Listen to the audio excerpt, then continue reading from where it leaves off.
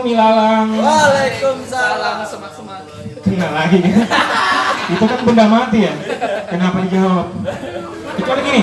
Assalamualaikum pengunjung Pondok Ilalang. Waalaikumsalam. Harusnya gak usah dijawab. Tadi kan sudah. Oh iya, sudah. Marahin lagi. Assalamualaikum pengunjung Pondok Ilalang. Waalaikumsalam warahmatullahi wabarakatuh. Smart.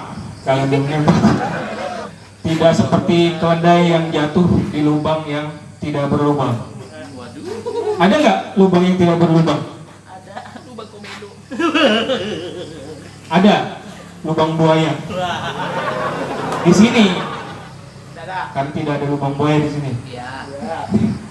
Kenalkan, nama saya Mansur. Beberapa bulan yang lalu saya senang sekali teman-teman karena lama sekali menganggur ya. Saya dapat kerjaan ya. Lama sekali menganggur, kurang lebih 2 hari nganggurnya, Sabtu dan Minggu ya. Akhirnya saya dapat kerjaan, terus bangga dong, girang dong. Dan saya pulang ke rumah, sampai rumah ternyata salah rumah. Kata, tapi ada istri saya di situ.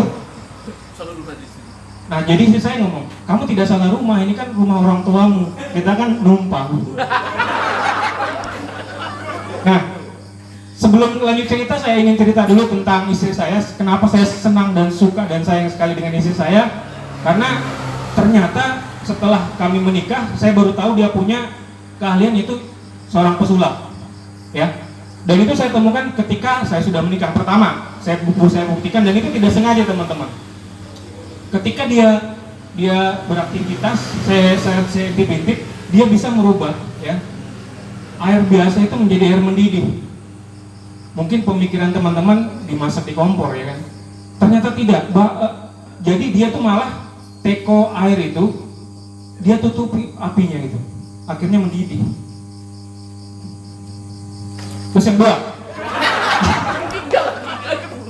yang kedua, dia bisa membuat, ya, itu setelah anak saya hadir, dan dia adalah anak saya juga, anak istri saya juga. Dia bisa membuat anak saya yang diam itu tiba-tiba menangis dengan tangannya saja gitu, pak gitu, nangis. Terus yang ketiga, ya, dan ini hebat sekali ya, dan saya sangat appreciate sekali dengan keahlian sulap dia. Dia bisa merubah, ya, merubah beras menjadi nasi, ya, bisa merubah beras menjadi nasi. Saya intip-intip nih cara dia merubah, dia baca mantra apa gitu. Dia cuma cuci kemudian taruh. Mungkin teman-teman berpikir ini di magic jar ditaruh, ya, dan itu sederhana saja kalau misalnya magic jar. Tapi hebatnya ketika dia taruh di magic jar, memang berasnya hilang jadi nasi. Saya udak-udak mana berasnya, dia jadi nasi. Nah, ini adalah keahlian yang menarik dan juga harus di-effort dan support oleh saya. Dengan kalian tersebut, saya tidak masalah setiap minggu saya berikan beras 5 kilo untuk keahlian dia itu, ya. Saya berikan terus beras 5 kilo untuk keahlian itu. Nah, itu adalah istri saya, ya, pesulap. Terus saya sambung tadi, ya. Saya senang ke rumah, kemudian saya ngobrol dengan dia. Yang sekarang aku sudah kerja. Wah, alhamdulillah, katanya. Kamu kerja apa? Saya kerja, tapi kamu jangan marah ya, kata dia. Memangnya kenapa? Kok udah mesti marah? Kan aku jadi penasaran. Ting, istri saya hilang.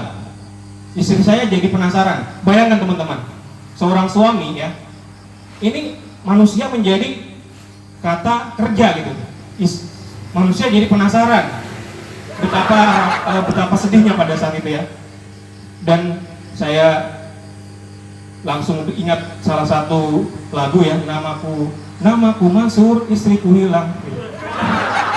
Tapi saya tunggu dengan tabah dan sabar, akhirnya ting, dia muncul lagi, ya. Saya jadi penasaran kan, kok kamu bisa muncul lagi? Iya, ya, saya tadi coba sebuah mantra gitu. Ternyata saya ketemu kamu di sana, saya balik mantra dialog kita tadi. Ya, jadi gini ya, kamu bicara, yang sekarang aku sudah pengangguran. Astagfirullah, kamu nganggur apa sekarang? Terus, tapi kamu jangan ketawa ya. Kok jangan ketawa? Aku jadi manusia, akhirnya dia jadi manusia. Ya. kembali ke situ. Alhamdulillah ya. Nah, selamat berpikir. Dan gini juga teman-teman, saya juga kadang-kadang berpikir dan mencoba untuk menganalogikan seorang penjaga kafe ya. Contoh saja abang penjaga kafe, dia itu seorang jomblo ya. Tadi Bang Julak Arul sudah cerita tentang jomblo ya, seorang yang jomblo gitu ya. Nah, ini kita bayangkan seorang jomblo kemudian dia jaga di kasir atau di dekat kasir karena memang situ tempatnya untuk pelayan. Dia melihat dari jauh kejauhan ada seorang cewek sendirian, duduk gitu ya. Duduk, cewek sendirian duduknya di satu kursi. Udah mungkin dua kan ya. 30 menit dia tidak hampiri itu kursi. Kemudian ternyata siapa nyangka si cewek malah mendekati dia ya. Kamu kenapa tidak godain saya, kata si cewek. Aku malu mbak, katanya, karena aku jomblo yang terlalu lama, kemudian cuman suka salawat sih sebenarnya, salawat dalam diri saya gitu. Terus bilang cewek itu, ya sudah saya temanin kamu datangin cewek itu. Akhirnya mereka berdua mendatangi cewek itu yang tadi mendatangi cewek itu ya. Kemudian sambil salawatan ini berdua salawatan ya, cewek itu mendekati cewek itu dengan pelayan tadi ya. Langsung dia ngobrol, mbak mau pesan kopi, di sini kopinya semua habis, kata si pelayan. Yang ada cuman tinggal satu kopi yang istimewa dan romantis sekali. Si mbak yang duduk sendirian menatap si pelayan dengan yang didampingi oleh dirinya sendiri, mbaknya tadi. Terus dia kopi apa yang romantis itu? Kata pelayan, cuma ada satu, kopi nang kamu dengan pesawat. Dengan pesawat. Akhirnya mereka, karena sudah chemistry-nya ternyata ada ya, dan mereka jadian teman-teman sekalian ya. Jadian, kemudian singkat cerita sampailah ke hari ijab kabul ya. Ada penghulu, saksi, dan beberapa tamu ya, karena memang COVID tidak terlalu banyak pada saat itu. Mereka ijab kabul, penghulu ijab kabul. Wahai penjaga kafe bin bapaknya penjaga kafe, kunikahkan engkau dengan bla bla bla dengan mas kawinnya sebuah pesawat. Jadi si pesawat tadi yang ikut terus ya, dia lewat ke bawah, saya siap jadi mas kawin gitu kan. Nah, anehnya gini teman-teman, sebenarnya sudah aneh memang ya. Anehnya gini, anehnya ternyata si pelayan kafe ini orangnya juga absurd gitu loh ya.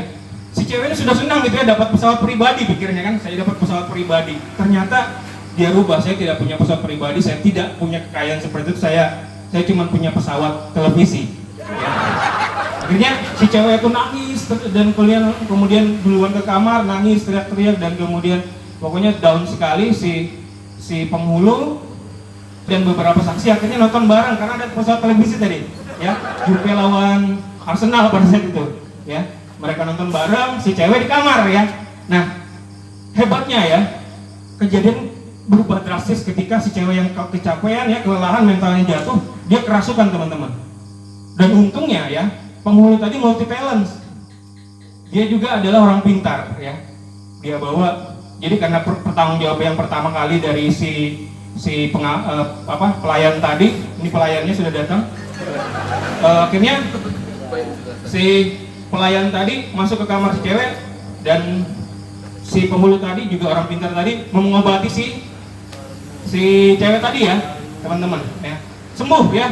Tapi ternyata di sebelah sana juga ada orang yang kemasukan ya, tapi orangnya begini aja orangnya, kemudian benturkan kepala ke tiang, ternyata dia Buffon teman-teman, kemasukan 3 gol ya, kemasukan 3 gol ya.